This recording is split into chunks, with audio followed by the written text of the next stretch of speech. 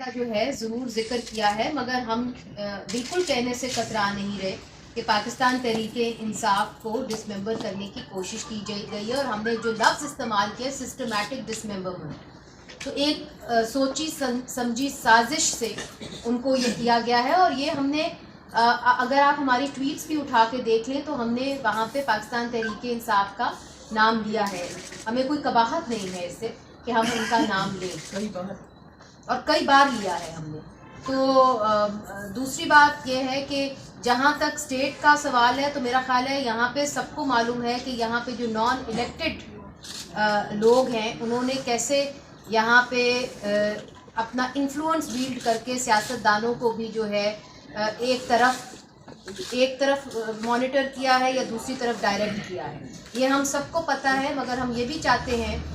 کہ اس وقت جو کیئر ٹیکر گورنمنٹ ہے اور جو الیکشن کمیشن آف پاکستان ہے وہ اپنے آپ کو اسرٹ کرے، اور جو ذمہ داریاں ان کو دی گئی ہیں کہ فری اینڈ فیئر الیکشن کرایا جائے وہ اس کے اوپر پورا اترے۔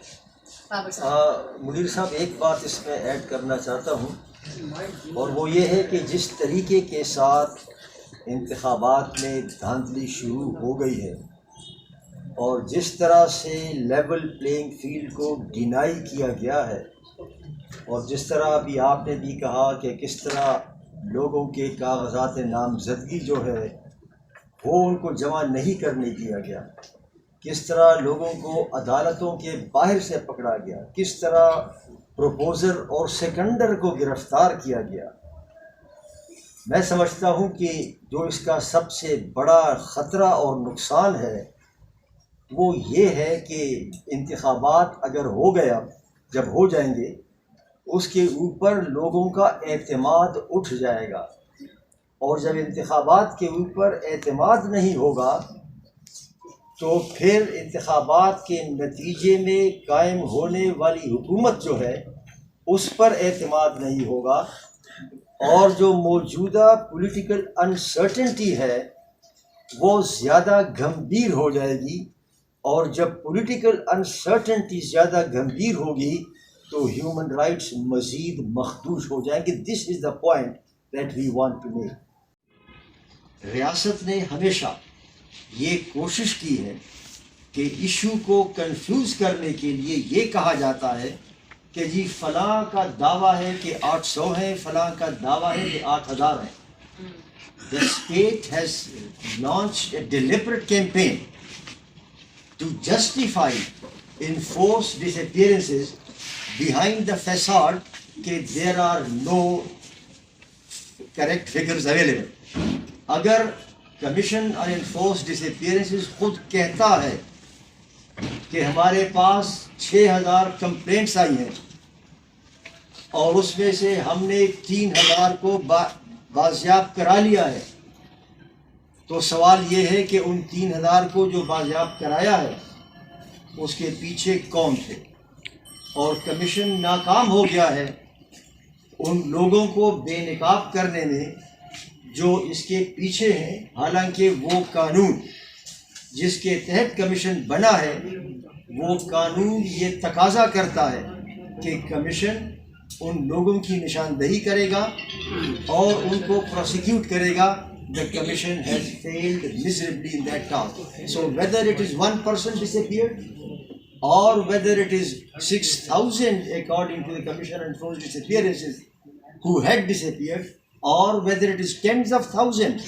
according to Mama Kabir and others, that is really not the issue. The issue is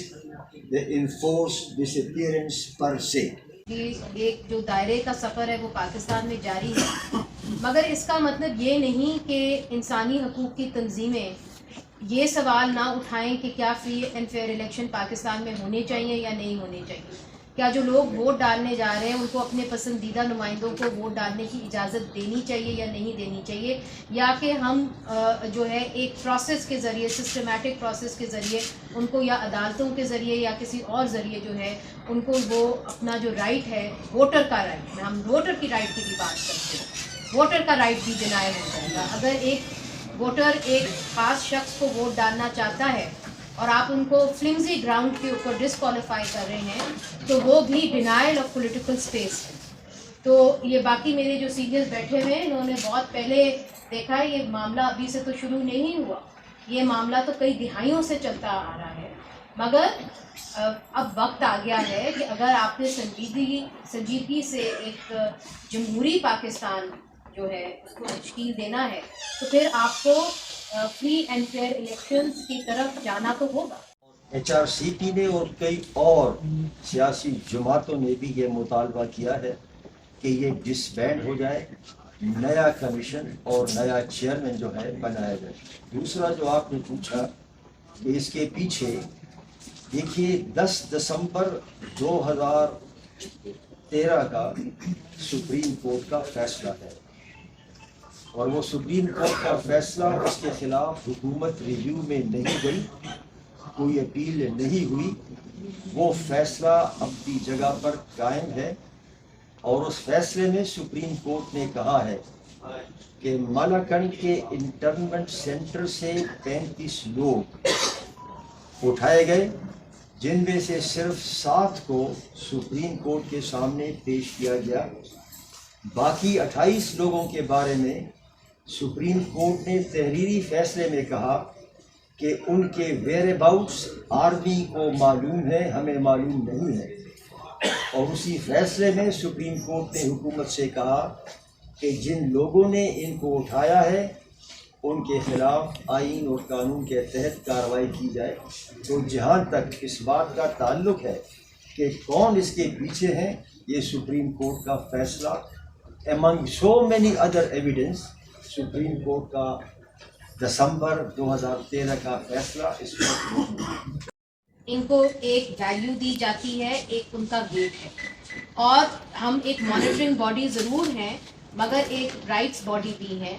اور ہمارے جو کاؤنسل ممبرز ہیں وہ اپنی فیلڈ کے اندر خود انسانی حقوق کے جو کارکن ہیں وہ مانے جانے کارکن ہیں. مگر